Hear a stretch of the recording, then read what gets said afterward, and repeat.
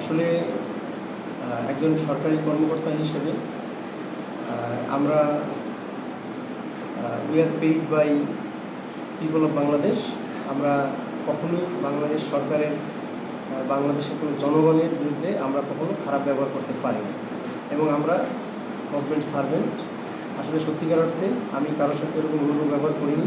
আমি সেখানে বলেছিলাম শুধুমাত্র সেখানে যে সমস্যা, শুধু জলাবদ্ধতার সমস্যার কথা বলেছিলাম। জলাবদ্ধতার সমস্যার কারণে ওই রাস্তাটা নষ্ট হয়ে যায় প্রতিবার। আমি শুধু এটাই তুলে ধরেছিলাম। আমি তাদেরকে শুধু বলেছিলাম যে রাস্তা আমাদের সরকার জনগণের সমস্যা সম্পর্কে ওয়াকিবহাল।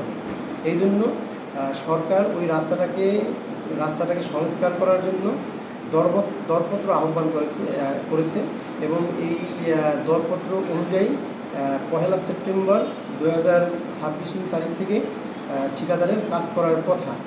সেই মোতাবেক সকল প্রস্তুতি সম্পন্ন হয়েছে এবং ঠিকাদার সে কাজ করার জন্য প্রস্তুতি নিয়ে ফেলেছে।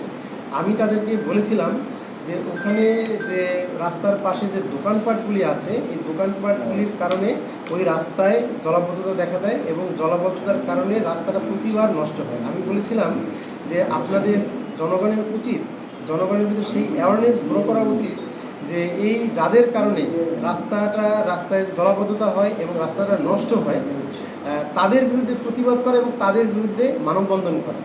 আমি শুধু এটাই বলেছিলাম, জনগণের স্বার্থে, কাজের স্বার্থে, সরকারি অর্থের অপচয় রোধ করার স্বার্থে।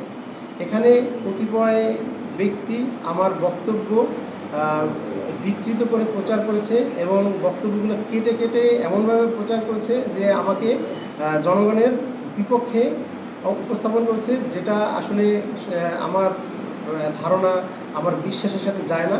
এবং আমি বিশ্বাস করি যে আমার এই বক্তব্যের মাধ্যমে এটা ক্লিয়ার যে আমি জনগণ এবং শিক্ষার্থী তাদের প্রত্যেকের উপরে আমি শ্রদ্ধাশীল এবং তাদের যে কোনো প্রকার রূঢ় ব্যবহার বা তাদের কোনো কটূক্তি এটা আমি করি।